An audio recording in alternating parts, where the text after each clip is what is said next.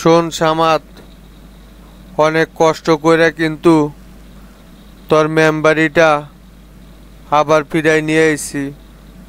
তারা কিন্তু তোর উপর খুবই রাগ হয়েছে, তাই এখন থেকে সাবধানে চলাফেরা করবি। তোর নামে যেন আর কোনো রিপোর্ট যায় না তার টেরার কাছে।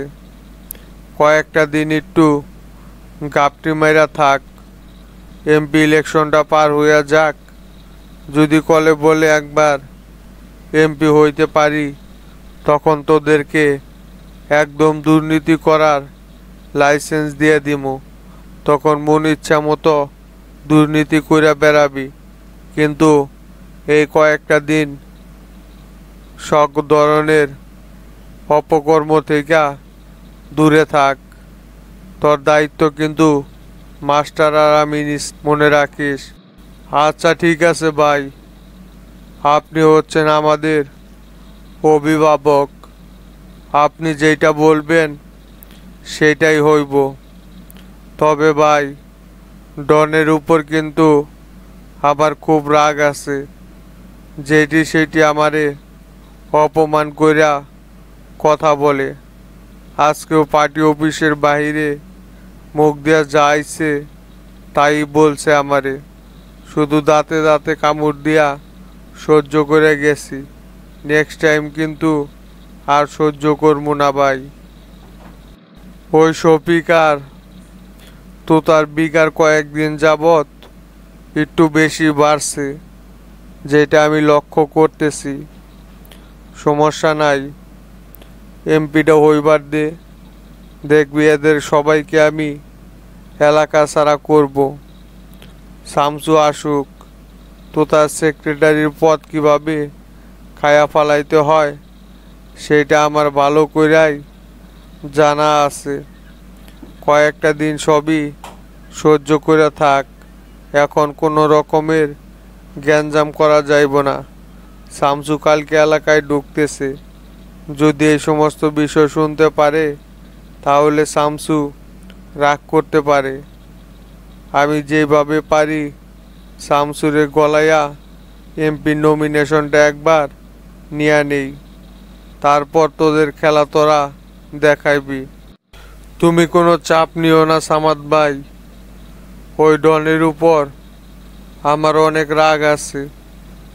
ওই আমার গায়ে হাত তুলছিল, ওর যে হাত দিয়ে আমার গায়ে হাত তুলছে আমি ওর সেই হাত কাইটা নিমু, লগে ওর মোসো আমি কাইটা ফালামু। হাবিব ভাই নিষেধ করছে বইলা আমি এখন পর্যন্ত কিছু করি নাই। তুমি কোনো চাপ নিও না, দেখবা ওই ডনের কি হালটা না আমি করি। হে বাদ দে তো দেখি এই সমস্ত উল্টা পাল্টা আলাপ, সেটা সময় মতো বোঝা যাইবনি। সামাদ, তোরে যা বলছি সেইভাবে কিন্তু চলাফেরা করিস। মাস্টার যদি আবার শোনে তুই কোনো রকমের দুর্নীতির সাথে জড়িত, তাহলে তোর সাথে কিন্তু আমারও মান সম্মান সব নষ্ট হইয়া যাইব। আর কালকে সকাল সকাল ছেলে পেলে নিয়া পার্টি অফিসের সামনে চলে আসবি। অনেক বড় একটা মিছিল লিয়া বনানি মরে যাইমু। শামসু আসলে শামসুরে রিসিভ করতে হইব। সকলে চাইতে যেন আমার মিছিলটাই সব থেকে বড় হয়। জাহাঙ্গীর আর তোর এই দায়িত্ব দিলাম, তোরা এই দায়িত্ব সঠিকভাবে পালন করবি। সমস্যা নাই হাবিব ভাই, আপনি কোনো চাপ নিয়েন না। প্রতিবার আমাদের মিছিলই তো সব চাইতে বড় হয়। এবারও আমাদের চ্যাংরা প্যাংরাই সব থেকে বেশি থাকবে। এমন লোক নিয়ে যাইমু যে আমাদের কারণে অন্য কারো মিছিল দেখাই যাইব না। কলেজে রিয়াদরে ফোন করে বলে দিতেছি, সব লোকজন ওই ম্যানেজ করবনি। গতবার 300 লোক দিছিল ওই আমারে, আর এবার যদি শামসু ভাইয়ের কথা বলি তাহলে দেখবেন পুরা 900 ছাত্র পাঠাইয়া দিব। আপনি লোকজন নিয়া চাপ নিয়েন না। বগুড়া শহরে আপনার মতো ছেলে পেলে কেউই বের করতে পারবে না, এটা 100% গ্যারান্টি আমি। তাইলে থাক তোরা। আমি উপরে গেলাম। পার্টি অফিসে মিটিং থেকে আসার পর শরীরটা কেমন যেন ক্লান্ত ক্লান্ত লাগতেছে। আমি গেলাম উপরে। আচ্ছা ভাই, ঠিক আছে, আপনি উপরে গিয়ে রেস্ট নেন, আমি নিচে আছি। কোনো কিছু লাগলে আমারে ডাক দিয়েন।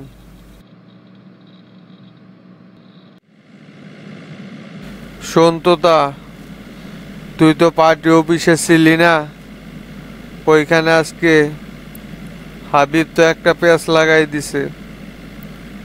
হাবিব বলতেছে এরপর থেকে নাকি প্রত্যেক উপজেলায় সভাপতি সেক্রেটারি ভোট গ্রহণের মাধ্যমে নির্বাচিত করবে, আর সিলেকশনের মাধ্যমে আর কোনো পদবি দেওয়া হবে না কাউকে।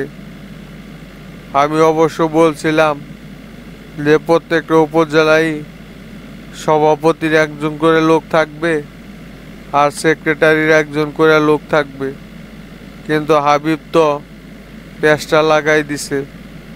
এখন মাস্টার তো বলতেছে না, আর কোনো সিলেকশন হবে না, এবার যা হবে ইলেকশনের মাধ্যমে হবে। বলেন কি চাচা? যদি ইলেকশনের মাধ্যমে সভাপতি সেক্রেটারি নির্বাচন করে তাহলে তো আমাদের পকেট একদম খালি থাকবে। এই খাদের থেকে তো মোটা অঙ্কের কিছু টাকা পাওয়া যাইতো, সেটা তো এখন আর সম্ভব হইব না। শালা হাবিব নিজে সাইড সুট থেকে কোনো রকমের টাকা পয়সা ইনকাম করতে পারতেছে না, তো যার কারণে আমাদেরটা বন্ধ করে দিতেছে। এইটা আমি কোনোদিনও মাইনে নিব না চাচা। আগে যেভাবে কমিটি দেওয়া হয়েছিল সেইভাবে কমিটি দেওয়া হবে। মাস্টার সভাপতি হইয়া তো আর একা সব ডিসিশন নিতে পারবে না, এখানে আমারও অনুমোদনের ব্যাপার আছে। হয়তো তা তুই ঠিক বলছস, তুই পার্টির সেক্রেটারি আর মাস্টার সভাপতি হয়েছে, তাই কি হয়েছে? মাস্টার এককভাবে কোনো ডিসিশনই নিতে পারবে না। এখানে সভাপতি সেক্রেটারি সাইন ছাড়া কেউ কোনোদিন কোনো পদ গ্রহণযোগ্যভাবে পাবে না। তাই তুই সরাসরি মাস্টারের এই সিদ্ধান্তের বিরোধিতা করবি। মনে রাখিস তো তা, প্রত্যেকটা উপজেলা থেকে তো কম করে হলেও 15-20 লাখ টাকা ইনকাম করা যায় এই পদ পদবি দেওয়ার সময়।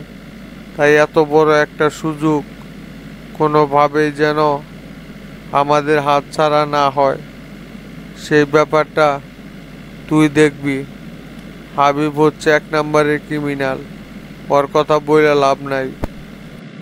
চাচা, এই হাবিব কিন্তু অতিরিক্ত ফাল পারতেছে।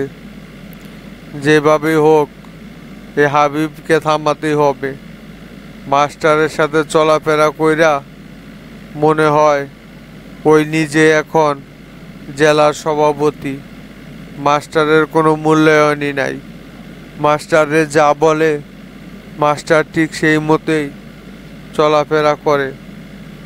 এবার শামসু আসুক, ওর যত অপকর্ম আছে সব শামসুর সামনে তুইলা ধরমু।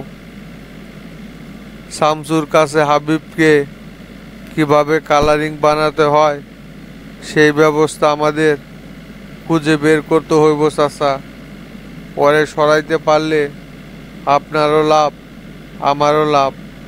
তাই একজোট হইয়া হাবিবের বিরুদ্ধে লাগবো। এবার বেশি কিছু করতে হবে না, তুই শুধু কৌশলে সামাত মেম্বরের বিষয়টা শামসুর কানে তুলে দিতে চেষ্টা করবি, তাহলেই দেখবি শামসু হাবিবের কি হালটা করে। সাধারণ মানুষের উপর অন্যায় জুলুম কিন্তু শামসু একদমই সহ্য করতে পারে না।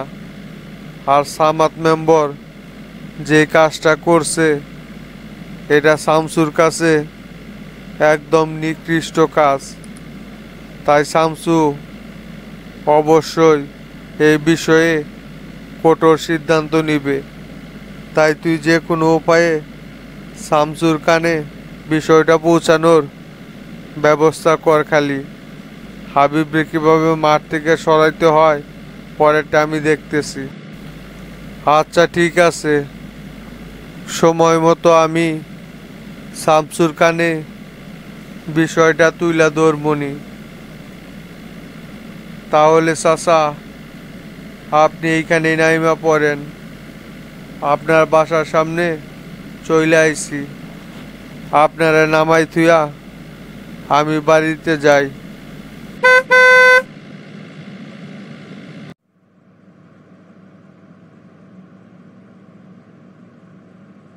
সেলিম ভাই আইছেন? তাহলে আপনি, আপনার জন্যই অপেক্ষায় বসেছিলাম। তুমি ফোন দিয়ে আসতে বললা, যার কারণেই তো চলে আসলাম তোমার কাছে। কোনো জরুরি বিষয়ে আলোচনা করবা নাকি? আপনি আইছেন ভালো হইছে, বসেন ভাই। তা কি ব্যাপার শামসু, এইখানে আসার সময় দেখলাম ডিবি প্রধান তোমার চেম্বার থেকে বের হয়ে যাইতেছে। তা কি হয়েছে? হঠাৎ করে ডিবি প্রধান তোমার চেম্বারে কি করে? তুমি কি ডিবি প্রধান রে ডাইকে নিয়ে আইছিলে নাকি শামসু? বিষয়টা তো বুঝতে পারলাম না, ওনার তো এখানে আসার কথা ছিল না।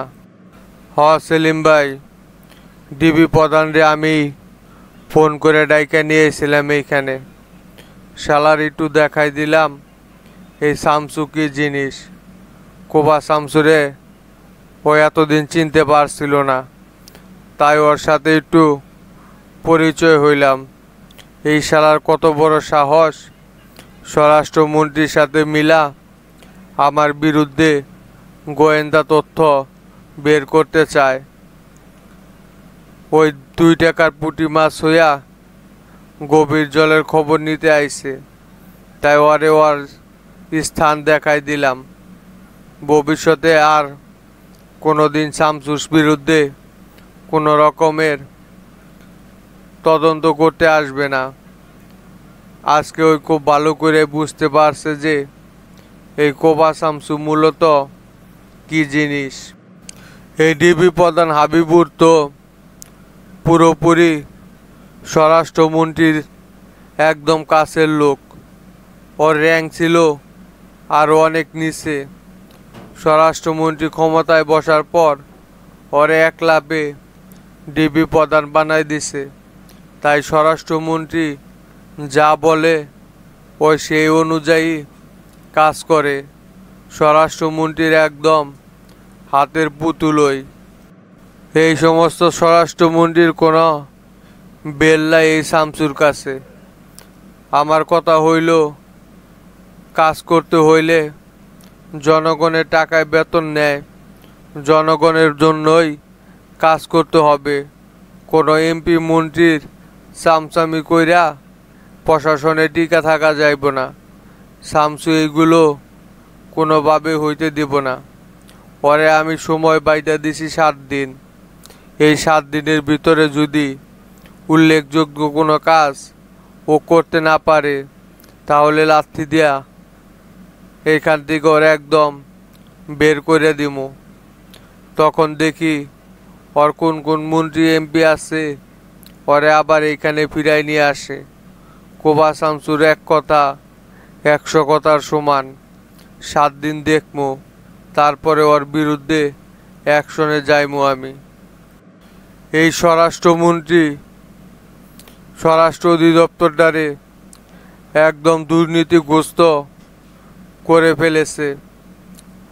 যোগ্যতা নাই এরকম লোকজন বড় বড় পোস্টে বসিয়ে রেখেছে।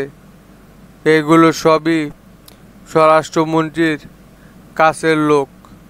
স্বজনপ্রীতি দেখাইয়া স্বরাষ্ট্রমন্ত্রী এদেরকে বিভিন্ন গুরুত্বপূর্ণ দায়িত্বে নিয়ে এসে বসাইছে। চিন্তা করেন না সেলিম ভাই, ওর হাতে সময় আর বেশি নাই, আর মাত্র কয়েকটা দিন। 2 তারিখের বৈঠকটা একবার হইতে দেন, দেখেন ওরে আমি কোন জায়গায় নিয়ে ফেলি। এই স্বরাষ্ট্রমন্ত্রীর অবস্থা ঠিক কাদের মোল্লা আর হাজী সিদ্দিকের মতোই হইব। এখন শুধু ওরা বিভিন্ন জায়গায় ঘুরে বেড়ায়, কেউ 4 আনা পয়সারও মূল্য দেয় না। ঠিক সেম অবস্থা এই স্বরাষ্ট্রমন্ত্রীরও হইব। দেখতে থাকেন শুধু আপনি, সব সিস্টেম আস্তে আস্তে চেঞ্জ করে ফেলামু। যারা দীর্ঘদিন যাবৎ পুলিশের বিভিন্ন দায়িত্বে কর্মরত আছে, কিন্তু স্বজনপ্রীতি না থাকায় তাদের কোনো মূল্যায়ন হচ্ছে না, এদেরকে এবার যোগ্য মূল্যায়ন করা হবে। আমারও কথা সেইটাই শামসু, কারণ আমি খুব ভালো করেই জানি যে যারা দুর্নীতির সাথে আপোষ করে না তাদের কোনো দিনও পদোন্নতি হয় না। যারা এমপি মন্ত্রীদের বিভিন্ন অবৈধ কাজের সহায়তা করে থাকে, পরবর্তীতে তারাই বড় বড় দায়িত্বে বসতে পারে। আর যারা এইগুলো মেনে নেয় না, তাদের সারা জীবন শুধু পরিশ্রম করেই যেতে হয়, তারা কখনোই উপর লেভেলে উঠতে পারে না। তাদের সঠিক মূল্যটা তারা পায় না। আমি যদি স্বরাষ্ট্রমন্ত্রীর দায়িত্বে বসি, তাহলে শামসু দেখবে তুমি দেশের প্রশাসন কিভাবে আমি গুছিয়ে রানি, আইনের ব্যবস্থা আবারও ফিরিয়ে আনবো আমি। সেই জন্যই তো আপনারা আমি এই পদে বসাইতে চাইতেছি, কারণ আপনার নিয়ত আমি খুব ভালো করে জানি। দেশের প্রশাসন ব্যবস্থা যদি ঠিক না থাকে, তাহলে ওই দেশের অপরাধ কি কখনোই কমবে? যত দিন যাইবে ততই মানুষ অপরাধের সাথে জড়িয়ে যাবে। তাই সর্বপ্রথমে আমাদেরকে আইনের সঠিক ব্যবহারটা করতে হবে, তাহলে অপরাধীরা ভয় পেয়ে আস্তে আস্তে বিভিন্ন অপকর্ম থেকে তারা সরে দাঁড়াবে। এভাবে আমাদের দেশটাকে আমরা দুর্নীতিমুক্ত, সন্ত্রাস চাঁদাবাজ মুক্ত একটি বাংলাদেশ গড়তে পারবো। আস্তে আস্তে সব মন্ত্রণালয় এনে আমি পরিবর্তন আনবো। একদম রাইট কথা শামসু, দেশের প্রত্যেকটা মন্ত্রণালয় নিয়ে আমাদের পরিবর্তন আনতে হবে। কারণ কাদের মোল্লা এতদিন দায়িত্বে থাকায় দেশের যত দুর্নীতিবাজ এমপি ছিল, তাদেরকেই সে গুরুত্বপূর্ণ দায়িত্বগুলো দিয়েছে, যাতে করে তার দুর্নীতি করতে সুবিধা হয়, তার প্রতি যেন কেউ আঙ্গুল তুলতে না পারে। তাই আমাদের এখন এই মন্ত্রণালয়গুলো পরিবর্তন আনতে হবে। তবে একেবারে হবে না শামসু, ধীরে ধীরে এটাকে সমাধান করতে হবে। 2 তারিখে যে 3টা মন্ত্রণালয় নিয়ে কথা বলার কথা ছিল, ওইটা নিয়ে বলবা। পরবর্তীগুলো আমরা ধাপে ধাপে সংস্কার করব। দায়িত্ব যখন পাইছি তখন দেখেন এই জনতা পার্টির চেহারায় আমি বদলে দেব। আর সেলিম ভাই, আপনারা মূলত যে কারণে আমি এইখানে ডাইকা পাঠাইছি, আমি তো আগামীকালকে বগুড়ায় যাইতে চাইতেছি। সেই বিষয়টা আপনার সাথে শেয়ার করার জন্য এইখানে ডাইকে নিয়ে আসলাম। কেন, কোনো সমস্যা হয়েছে নাকি শামসু? হঠাৎ করে তুমি বগুড়ায় যাইতে চাইতেছ? 2 তারিখে আবার মিটিং আছে, সেটা কি জানো না? এখন এই সময়ে তুমি হঠাৎ বগুড়া যাওয়ার সিদ্ধান্ত কেন নিলা? না, কোনো সমস্যা না। আসলে এটা আমি অনেক দিন ধরেই যাইতে চাইতেছি বগুড়াতে। সেক্রেটারি হওয়ার পর তো বগুড়াতে এই পর্যন্ত যাওয়াই হয় নাই। ওইখানকার নেতা কর্মীরা সবাই আমারে সংবর্ধনা দেওয়ার জন্য বারে বারে অনুরোধ করতেছে বগুড়ায় যাওয়ার জন্য, কিন্তু সময় সুযোগ হয়ে ওঠে নাই বলে এখন পর্যন্ত যাওয়া হয় নাই বগুড়াতে। তাই এখন দেশের পরিস্থিতি মোটামুটি নিয়ন্ত্রণে আইছে, তাই চিন্তা ভাবনা করছি আগামীকালকে বগুড়াতে যাব। আবার 2 তারিখের মিটিংয়ের আগেই বগুড়া থেকে চলে আসব। আচ্ছা ঠিক আছে, তুমি যেহেতু বগুড়ায় যাইতে চাইতেছ তাহলে যাও, বগুড়া থেকে ঘুরে আসো। প্রেসিডেন্টকে কি তুমি এই ব্যাপারে কোনো কিছু বলছ? প্রেসিডেন্ট কি জানে তুমি এখন বগুড়ায় যাইতে চাইতেছ? না, প্রেসিডেন্টকে তো এই বিষয়ে এখনো কোনো কিছু জানাই নাই। চলেন দুজনে মিলা একসাথেই প্রেসিডেন্টের সাথে দেখা কইরা আসি, আর প্রেসিডেন্টকে বগুড়া যাওয়ার বিষয়টাও খুলে বলা যাক। ওনারে না জানাইয়া বগুড়ায় চলে গেলে হয়তো আবার রাগ করতে পারে। আচ্ছা ঠিক আছে, চলো তাহলে প্রেসিডেন্টের কাছে যাই। প্রেসিডেন্টের সাথে সাক্ষাৎ হবে, আর তোমার বিষয়টাও প্রেসিডেন্টকে জানানো যাবে।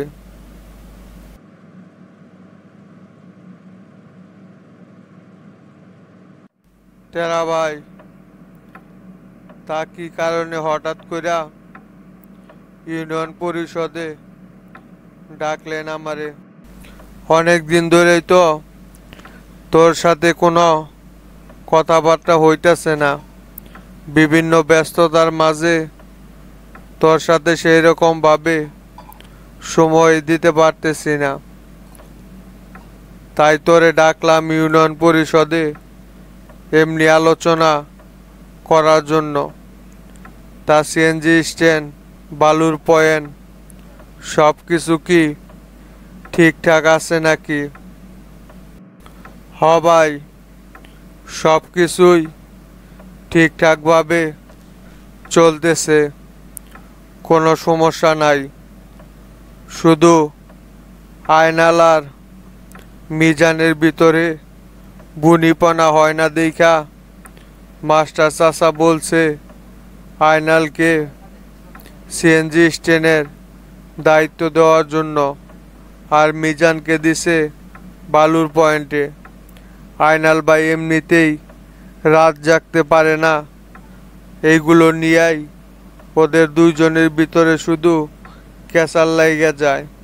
তাই মাস্টার চাচা আয়নালকে সরিয়ে সিএনজি স্ট্যান্ডে দায়িত্ব দিয়েছে। সমস্যা নাই, ভালোই হয়েছে। দুইজন যেহেতু শুধু ক্যাসাল করে, তাহলে দুইজনকে দুই জায়গায় সরাই দিছস, এটাই সবচাইতে ভালো হয়েছে। আর গোল্লা, আগামীকালকে তো ওস্তাদ আসছে বগুড়ায়, তাই আমাদেরকে কিন্তু এখন প্রস্তুত থাকতে হবে। ওস্তাদ দলের সেক্রেটারি হওয়ার পর এই প্রথমবার বগুড়া শহরে ঢুকতেছে, তাই আমাদেরকেও ওস্তাদকে সেইভাবেই সম্মাননা জানাইতে হইব। আমি নিয়ত করছি আমরা যারা উস্তাদের কাছের লোক আছি, আমরা উস্তাদকে আলাদাভাবে একটা সংবর্ধনা দিতে চাইতেছি। ভাই, আপনি একদম আমার মনের কথাই বলছেন। আমিও এরকমই চিন্তা ভাবনা করছিলাম। আপনার এই বিষয়টা জানাইতে চাইছিলাম, তার আগে আপনি আমারে জানাইয়া দিলেন। সমস্যা না ভাই, আমি সব কিছুর ব্যবস্থা করমনি। ওস্তাদকে আমরা আলাদাভাবেই সংবর্ধনা দিমু। তাইলে তুই এক কাজ কর, আয়নাল আর মিজানকে সঙ্গে নিয়া সব কিছুর অ্যারেঞ্জ কর। হয়তো সকাল সকালই কালকে ওস্তাদ রওনা দিব, আর দুপুরের ভিতরেই বগুড়ায় ঢুকবো। তাই সময় বেশি নাই। তুই দ্রুত ওদেরকে নিয়ে সব কিছুর জন্য একটা ব্যবস্থা করে রাখ। আচ্ছা ভাই, ঠিক আছে, তাহলে আমি সব কিছুর ব্যবস্থা করতেছি।